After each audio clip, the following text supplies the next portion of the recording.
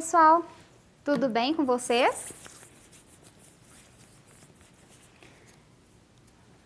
Eu sou Sara Fernandes, professora de Língua Portuguesa e Literatura aqui na Rede Municipal de Uberlândia. E nesta aula vamos pensar sobre diversidade linguística e a crônica literária. Vem comigo para mais essa aula que foi planejada de maneira colaborativa com a professora Maria Isabel Vieira.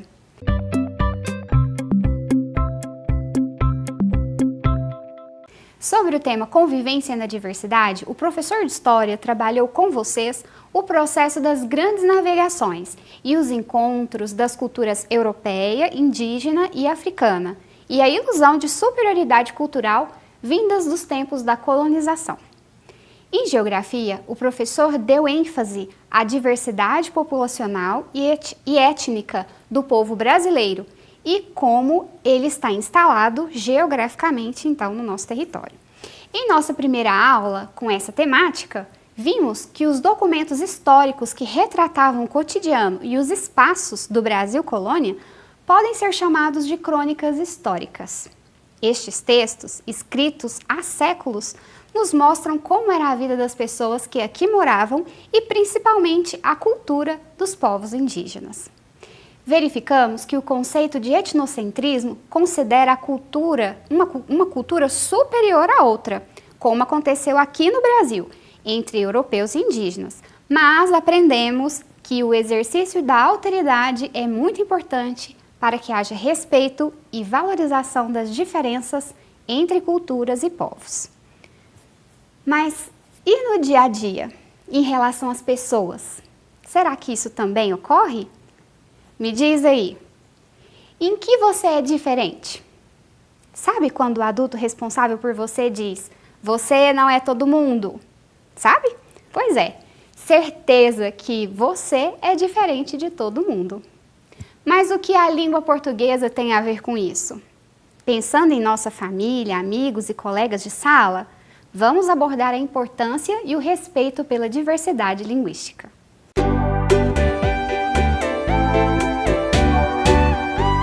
Bem, pessoal, e para falarmos então sobre as diferenças, sobre a diversidade, vamos falar novamente sobre o princípio de alteridade. Estão lembrados? Ele é tão importante que nós vamos rever na aula de hoje. Vamos lá.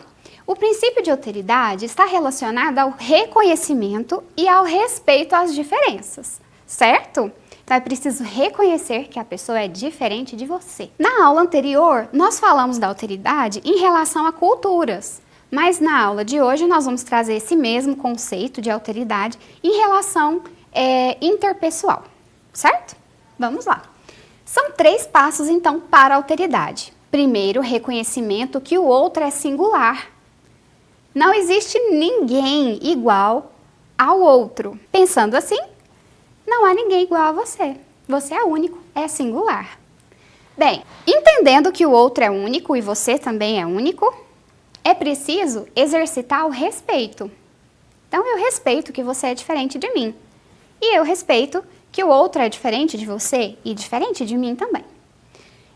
Com esse exercício de respeito, nós temos também que exercitar a tolerância. Porque, como nós vimos na aula anterior, é difícil conviver, né? Todos juntos, todos pensando de forma diferente. Né? Pense aí no seu vizinho, que gosta de um estilo musical diferente do seu. Não é verdade? Então, além de entender que ele é diferente de você, além de respeitar que ele tem um outro gosto musical, é importante também você aprender a tolerar, certo? Então, com esse exercício aí, né, de alteridade, vamos passar então ao oposto desse conceito, que é o preconceito. O preconceito, então, é o julgamento de valor antes mesmo de conhecer a outra pessoa, como estamos falando aqui de relação interpessoal, né? A pessoa que sofre, então, ela é excluída, ela não consegue interagir com os demais, né, devido a essa exclusão, ou também porque ela fica ferida, né? É um sentimento muito ruim, esse sentimento de estar à margem, estar excluído, e a pessoa se fecha, né? e não quer mais essa interação, para se preservar também. E quem exclui, né? A pessoa que promove essa exclusão, ela perde uma excelente oportunidade de adquirir novos conhecimentos, de fazer novas amizades, de descobrir novas ideias, novas culturas, perde um excelente momento de interação. Interação social e interação cultural também. O preconceito, então, não é legal para ninguém. A alteridade, então, olha que interessante. O respeito à diversidade no ambiente escolar favorece o compartilhamento de ideias e promove a harmonia e acolhimento coletivo. Então, preconceito e alteridade são opostos. E vamos ficar com a alteridade sempre, né? Pensando aí, então, na nossa sala de aula, estão lembrados? Saudade, né? Mas ok. Vamos nos preparando, então, para o retorno. Vamos pensando aí nas ações e no exercício da alteridade para essa volta. Pensando nisso, então, o que é que a língua portuguesa tem a ver com isso? Com preconceito, com alteridade, com respeitar? O que a língua portuguesa tem a ver com isso? Bem, quando nós pensamos em relação às diferenças, nós lembramos lá do preconceito linguístico. Mas nós lembramos principalmente da diversidade linguística que está presente na nossa sala de aula. Vocês viram um pouco disso lá em geografia, quando o professor falou sobre como os povos, né, brasileiros, como as pessoas brasileiras estão instaladas nas regiões. E nós vimos lá na aula de história que o nosso povo é constituído por diversos outros povos, né, que vieram para cá e deram essa contribuição. Vamos entender então o que tudo isso interfere na língua portuguesa e o que a língua portuguesa interfere também na vida das pessoas. Bom, a nossa língua, né, é formada então pelos povos indígenas que primeiro estavam aqui em todo esse território, os portugueses, alemães, espanhóis e outros europeus que vieram para cá para a colonização e os povos africanos que chegaram aqui também, né, trazidos contra a vontade para trabalhar aqui, principalmente nas lavouras, né, de cana-de-açúcar principalmente. Então, quando nós percebemos, né, a mistura e a integração, a interação entre esses povos de diferentes línguas, né, nós temos a língua portuguesa assim como ela é, do jeitinho que ela é, né? Apesar de outros países falarem a língua portuguesa, só aqui no Brasil é que tem esse jeitinho de falar. Bom, a diversidade, então, né, linguística, quando falamos linguística, às vezes as pessoas perguntam, nossa, mas que palavra estranha, né? Mas vamos pensar um pouquinho aqui. A linguística, pessoal, é tudo aquilo que está relacionado à linguagem, né? E tudo que está relacionado a uma língua. Então, a linguística é o que se relaciona à linguagem de qualquer língua, né? E aqui, no nosso caso, a língua portuguesa. E a diversidade, então, está relacionada à convivência de diferentes linguagens, diferentes línguas também, né, em alguns casos, e diferentes falantes, né? Então, todos nós falamos a língua portuguesa, mas cada um tem o seu próprio jeito de usar essa língua portuguesa e falar a língua portuguesa. Isso tem a ver muito mesmo com o espaço geográfico. E aí, nós vamos falar disso também, fazendo um link com a aula de geografia. Bem, vocês têm aqui um mapa, né, do Brasil, do nosso país, por região. São 5 regiões, como vocês podem verificar, né? É um país muito grande. E aí, vejam só, nosso país, né, e composto aqui, dividido por essas regiões, cada região tem características e culturas próprias, certo? Então, se nós pensarmos aqui, lá na região norte, vamos pensar lá em Roraima, que está lá no alto, será que eles falam do mesmo jeitinho que nós aqui no Triângulo Mineiro? Provavelmente não, mas também falam a língua portuguesa, não é verdade? Então, o lugar, né, que essas pessoas se instalaram por gerações foram sofrendo influências, né, do clima, das pessoas que ali estavam e assim por diante. Ao longo do tempo, essas diferenças foram se mostrando mais evidentes. A linguagem, né, é a mesma aqui em todo o território. E essa diferença, né, nesse modo de falar principalmente, é uma riqueza cultural. Não deve ser visto como uma coisa inferior ou superior, nada disso. É riqueza cultural. Lembra da alteridade? Cada um tem a sua importância. Bem, quando falamos então das variedades linguísticas, nós temos aquelas que são geradas por questões de região, como nós já comentamos agora há pouco, né? E as sociais. Quando falamos das regionais, vamos pensar em principalmente duas coisas. Nós temos o meio urbano e o meio rural, certo? Aqui na nossa região é muito comum, né? Interior de Minas Gerais, encontrarmos pessoas que têm um sotaque, um jeito de falar diferente. E aí nós percebemos se aquela pessoa é bem do interior ou se é, olha só, bem do interior, né? Ou se não, se ela é mais aqui mesmo, da zona urbana, né? Temos também a questão social. Pensando lá numa criança pequena, será que ela vai ter o mesmo vocabulário de uma pessoa idosa? Possivelmente não, não é verdade?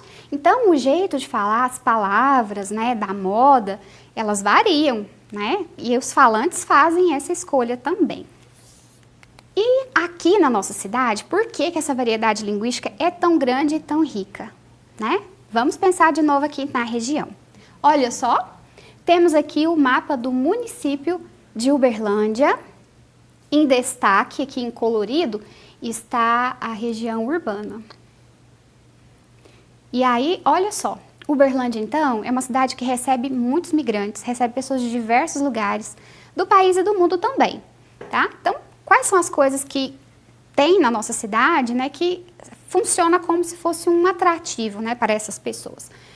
Principalmente pelo turismo de negócios, pela posição geográfica, né, ser estratégica aqui, né, do Triângulo Mineiro aqui, a nossa cidade é cortada por diversas rodovias, né, importantes, e também pelas oportunidades de trabalho e estudo, né? Tem muitas faculdades aqui, muitas escolas, né, tanto da rede municipal, né, ensino fundamental 1 e 2, e também pela questão das universidades, né, da universidade e diversas faculdades que tem aqui. Então é comum que as pessoas venham para cá, né, para estudar também, para trabalhar também. Então, né, essas pessoas que mudam para cá, vem toda a família. Vem quem é idoso, vem quem é criança pequenininha, vem quem é criança grande, vem adolescente. E possivelmente você deve ter um colega na sua sala de aula que tem um jeito bem diferente de falar do seu. Ou será que é você que tem um jeito diferente de falar? Se o seu jeito é diferente, não tem nenhum problema, né? E se o seu colega também fala diferente, não tem nenhum problema. Não podemos ter o preconceito linguístico, certo? Então vamos lá. Quando falamos disso tudo, né, de diferenças da zona urbana para a zona rural, né, e o nosso tema da aula, a gente pensa num outro gênero literário, que é a crônica. Vamos conhecer um pouco mais? Na crônica literária, pessoal, nós temos a presença do cotidiano urbano. Olha só que interessante. As características da crônica literária são, na maioria dos casos, né, de modo geral, a presença de humor. Geralmente o que a gente lê é interessante, mas veja só, o humor, pessoal, é diferente da piada. A piada é uma coisa muito engraçada, é um gênero textual engraçado. O humor, ele não é tão engraçado que você fala, poxa, morri de rir, né? Não é assim. O humor, ele é uma coisa mais criativa e interessante do que exatamente engraçada, certo? Então, olha só. O cotidiano das cidades, então, está bastante retratado aqui. E quem escreve a crônica literária, ele tem geralmente uma ótica particular e criativa. Porque veja só, o que tem de interessante em uma pessoa, por exemplo, tomar o ônibus, né?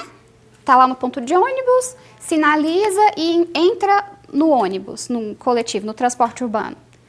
É uma coisa simples demais, não é verdade? Mas, para os autores que escrevem a crônica, eles têm um olhar diferenciado sobre as coisas, né? Um olhar particular e criativo. Então, qualquer coisa simples do cotidiano pode ser, sim, um motivo, né, um bom assunto para uma crônica literária. A linguagem aqui desse tipo de texto, ela geralmente é simples e também podemos dizer que é coloquial, mas atenção, linguagem coloquial não quer dizer que há a presença de gírias, certo, pessoal? Aí seria gíria mesmo, né? Então queremos dizer aqui que a linguagem é simples, não há uso de palavras rebuscadas, né, da língua portuguesa, palavras que a gente quase nunca utiliza no nosso dia a dia, o contrário. Bem, e onde é que nós podemos encontrar esse tipo de texto? Podemos encontrar, né, que os portadores textuais, lembra dessa palavra das nossas aulas anteriores? Os portadores é tudo aquilo que pode portar um texto, né, pode segurar um texto, vamos assim dizer. Uma camiseta, um sapato, um cartaz, né, qualquer coisa então pode ser um portador textual. Principalmente jornais, revistas, blogs e outras fontes, né, como nós acabamos de mencionar, que quase tudo pode ser um portador textual. Falamos aqui de jornais e revistas porque esse gênero literário, ele se expandiu bastante, né, com a criação da imprensa. Lembram-se das aulas anteriores? Vocês observam como todos esses assuntos, eles estão interligados? Né? Nós falamos lá da modernidade, da criação da imprensa. Então, os jornais aqui tiveram um avanço significativo. E a partir dessa facilidade, né? Facilidade entre aspas, que não era barato, né? Publicação. Mas a partir, então, dessa facilidade de publicação, nós tivemos a criação de outros gêneros, que não só a notícia, né? A informação. Nós tivemos, então, a crônica literária. Olha que legal. Bem, aqui no Brasil, nós temos alguns cronistas, na verdade temos vários, né? Confesso que nós sofremos aqui, Bel e eu sofremos para separar aqui alguns para mostrar para vocês, porque cada um deles é considerado muito especial, né? Cada um é único, lembra da alteridade? E aí acabamos por selecionar esses aqui. Bem, temos o Machado de Assis, né, que é conhecido por ser romancista, contista, mas ele também é um excelente escritor de crônicas. E nós temos o Rubem Braga,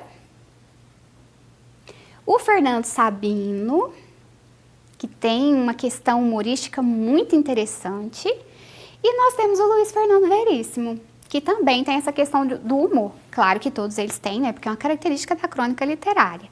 Mas esses dois últimos em especial, né, vamos assim dizer. Essa questão do humor. Qual deles é melhor? Qual deles é o pior? Não temos isso, cada um tem a sua característica, o seu estilo, certo? Olha a alteridade, vamos exercitar. Bem, outra coisa presente na crônica literária é a questão do discurso direto. Nossa, o que será isso do discurso direto? Calma, que vocês já viram isso aí no ano anterior. Vamos lembrar como que é? Olha só, o discurso direto, pessoal, é a reprodução das palavras presentes num diálogo.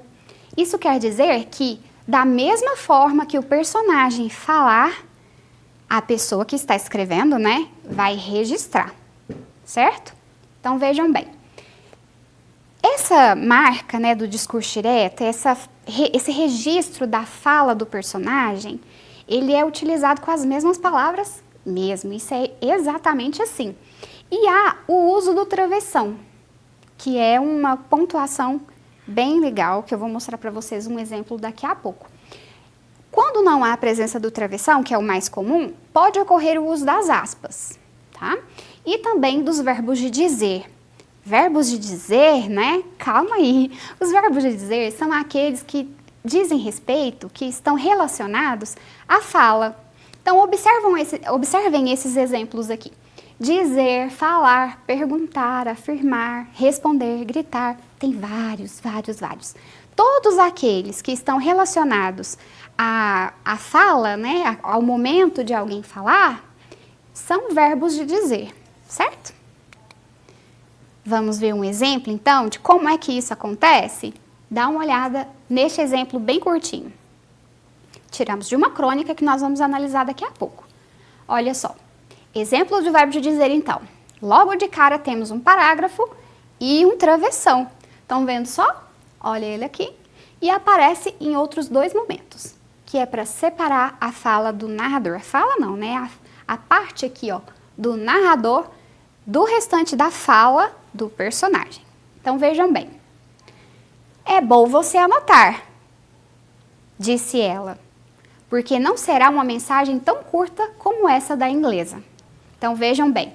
É bom você anotar porque não será uma mensagem tão curta como essa da inglesa. Essa é a fala do personagem, né? Mas aqui temos a presença do narrador.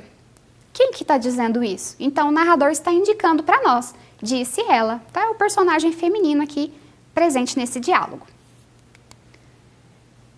Nós vamos ver agora, pessoal, uma crônica literária do Moacir Scliar. Espero que tenha pronunciado corretamente o nome desse autor. E ele é um escritor brasileiro, né? Olha só que interessante, ele é da área da medicina também. Trabalhou como médico, né, na saúde pública, professor em universidades. E ele gosta muito de escrever literatura para jovens, adolescentes também. E crianças também, né? Ficou conhecido por suas crônicas nos principais jornais do país. Então era muito comum que ele utilizasse, né, do próprio jornal em que ele trabalhava, ele observava as notícias, as reportagens, e ele selecionava uma delas para escrever uma crônica. Então ele pegava o jornal, por exemplo, dessa semana, lia e verificava. Isso me chamou a atenção, vou escrever uma crônica sobre isso. E na semana seguinte, estava lá a crônica dele sobre a notícia publicada naquele próprio jornal, certo? E olha que crônica que escolhemos. Tatuagem. Ah, lembrou aí da atividade? Justamente, você já leu esse texto em uma atividade, mas não era exatamente sobre o gênero crônica. Quando você realizou essa atividade, ela estava relacionada a diferentes tipos de linguagem. Mas hoje nós vamos analisar como o gênero crônica, certo? Então vamos lá. O texto é longo, é grandão, né? Mas o que eu quero que você perceba é o seguinte. Tem um título, certo? Nome do autor. A presença de vários parágrafos. Alguns têm travessão, outros não. O que isso quer dizer mesmo? Ah, muito bem, são falas dos personagens. Lembrou? Tá anotando, né? Claro. Tomando notas. E observem aqui do lado. Enfermeira inglesa de 78 anos manda tatuar mensagem no peito pedindo para não proceder a manobras de ressuscitação em caso de parada cardíaca. Mundo Online, 4 de fevereiro de 2003. Viram só? É a notícia que ele selecionou para escrever uma crônica. Interessante, não é? Você já pensou em escrever um texto sobre uma tatuagem? Parece muito simples, mas aí nós vemos, né, nós percebemos aqui o olhar crítico, né, o olhar criativo de cada autor. Nós percebemos aqui, então, que a partir de uma notícia muito simples, né, do cotidiano, das cidades, ele escolheu, então, falar dessa tatuagem e escrever um texto totalmente diferente do que tinha sido publicado pela notícia no jornal. Ah, mas então quer dizer que os fatos que são relacionados na crônica são todos inventados? Olha, nós preferimos dizer que eles são ficcionais. Eles são criados, né, pelo autor desse texto, mas quando nós observamos, tudo o que acontece lá poderia muito bem ter acontecido na realidade. E alguns escritores utilizam isso mesmo, essa dúvida, né, que ficamos. Será que isso realmente aconteceu? Já aconteceu com você algum fato que daria uma crônica? Vamos então para essa crônica aqui. Bem, pessoal, sobre a notícia então que é publicada, nós temos uma pessoa, né, real, que trabalha na área da saúde, que tatuou, né, no próprio peito que não gostaria que fossem feitas manobras de ressuscitação no caso de uma parada cardíaca, né, para que ela voltasse, né, à vida. Então é uma escolha dela, certo? Bem, pensando nisso, então, o Moacir Scliar criou a crônica que nós vamos conhecer agora, que está dividida agora em parágrafos, né, para que nós possamos fazer a leitura juntos, certo? Lembra da nossa última aula sobre as diferentes maneiras de fazer as leituras? Vai registrando aí. Crônica Tatuagem, Moacir Scliar. Ela não era enfermeira, era secretária. Não era inglesa, era brasileira. E não tinha 78 anos, mas sim 42. bela mulher, muito conservada. Mesmo assim, decidiu fazer a mesma coisa. Foi procurar um tatuador, com o recorte da notícia. O homem não comentou, perguntou apenas o que era para ser tatuado. É bom você anotar, disse ela, porque não será uma mensagem tão curta como essa da inglesa. Ele apanhou um caderno e um lápis e dispôs-se a anotar. Em caso de que eu tenha uma parada cardíaca, ditou ela, favor não proceder à ressuscitação. Uma pausa e ela continuou. E não procedam à ressuscitação, porque não vale a pena. A vida é cruel, o mundo está cheio de ingratos. Ele continuou escrevendo sem dizer nada. Era pago para tatuar e quanto mais coisas tatuasse, mais ganharia. Ela continuou falando. Agora, voltava à sua infância pobre, falava de um sacrifício que fora para ela estudar. Contava do rapaz que conhecera num baile de subúrbio, tão pobre quanto ela, tão esperançoso quanto ela. Descrevia os tempos de namoro, o noivado, o casamento, o nascimento dos 2 filhos, agora grandes e morando em outra cidade. Àquela altura, o tatuador, homem vivido, já tinha adivinhado como terminaria a história. Sem dúvida, ela fora abandonada pelo marido, que a trocara por alguma mulher mais jovem e mais bonita. E antes que ela contasse sua tragédia, resolveu interrompê-la.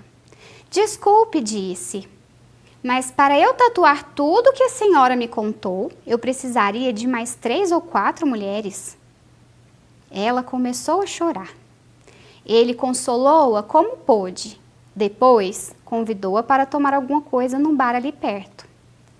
Estão vivendo juntos há algum tempo e se dão muito bem.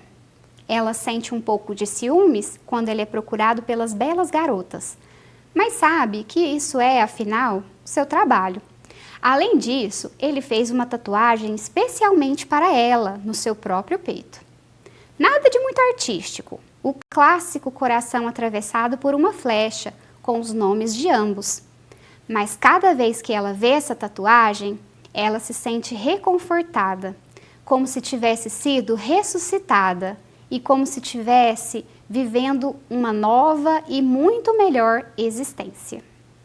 Bem, pessoal, já imaginou se o tatuador tivesse registrado tudo aquilo que a mulher falou? Né? Realmente precisariam de mais umas 3 mulheres para tatuar tudo aquilo, né? Mas observem, né, que houve ali uma conexão entre os dois, né, começaram a conversar, interagir, né? E olha que interessante que o tatuador, ele não foi preconceituoso, né? Ele quis conhecer melhor a história dessa mulher. E ela também, por sua vez, decidiu, né, optou por conhecer melhor a história desse moço. E construíram aí um relacionamento, né? E que é demonstrado também por meio da tatuagem que ele fez. Vamos então para a nossa atividade e verificarmos a linguagem desse texto? Bem, sobre os textos apresentados, marque N para notícia e CL para crônica literária. Que não tem ponto de interrogação? Claro que não, é uma solicitação, estão lembrados? Ó, sobre os textos então, apresentados, né, tanto a notícia quanto a crônica, marque N para notícia, CL para crônica literária. Então vamos lá. Linguagem objetiva e fatos verídicos. Isso é da crônica ou é da notícia? Bem, a crônica pode ter fatos verídicos também, mas é uma regra? Todas as crônicas são assim? Não, né? Poucas crônicas são assim. Então, a linguagem objetiva e fatos verídicos, elas são características, né, da notícia. Linguagem subjetiva e fatos fictícios. O que quer dizer linguagem subjetiva? Quer dizer que não há aquela rapidez em relatar os fatos, né? Relata-se só o essencial. Há toda uma construção, né, para dizer o sentimento dos personagens, por exemplo, né? Há toda uma construção linguística ali para retratar esses sentimentos, há toda uma construção para mostrar o lugar, né? E assim por diante. Então, essa linguagem subjetiva e os fatos fictícios está mais relacionados a... Acertou quem falou, crônica literária. Bem, foco narrativo em terceira pessoa, ênfase na construção da linguagem. Vamos pensar? Nesses dois textos que observamos, o foco narrativo em terceira pessoa. Bem, vamos pensar, na notícia de jornal, que foi o primeiro texto apresentado, a pessoa que contou a notícia, contou um fato que ela mesma vivenciou? Não. Então, é foco narrativo em terceira pessoa, certo? E lá na crônica literária, o narrador era algum dos personagens? Também não. Bem, então, todos os dois trechos, o foco é terceira pessoa. Então, agora vamos observar a segunda informação. ênfase na construção da linguagem. Puxa, acabamos de falar sobre isso, né? A ênfase na construção da linguagem está muito relacionada à crônica literária. E agora vamos para a nossa última questão aqui, né? A ser julgada. Foco narrativo em terceira pessoa, ênfase na observação dos fatos. Verificação de fatos, objetivo do texto é informar, fatos verídicos, né, e confirmados, com certeza, notícia e reportagem, né, tem muito a ver. Muito bem. Terminou o seu exercício? Claro que não. Dá uma observada aqui. Você colocou notícia ou crônica literária aqui do lado direito. Tudo bem, você estava pensando, analisando ainda, né? Mas o seu exercício não está respondido, porque ele precisa estar respondido lá nos parênteses, né? No local específico para isso. Então, olha só, agora sim, você já respondeu o seu exercício de maneira adequada.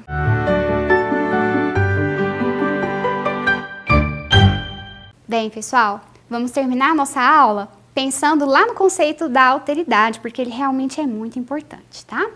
O respeito à diversidade no ambiente escolar favorece o compartilhamento de ideias e promove a harmonia e acolhimento coletivo, certo? Vamos praticar a alteridade não só, né, no nosso ambiente escolar, mas na nossa casa, com os nossos familiares e as pessoas que nós queremos bem, quem temos contato e as que não queremos tão bem também não, né? Porque temos as nossas diferenças, mas temos que exercitar a alteridade e o respeito.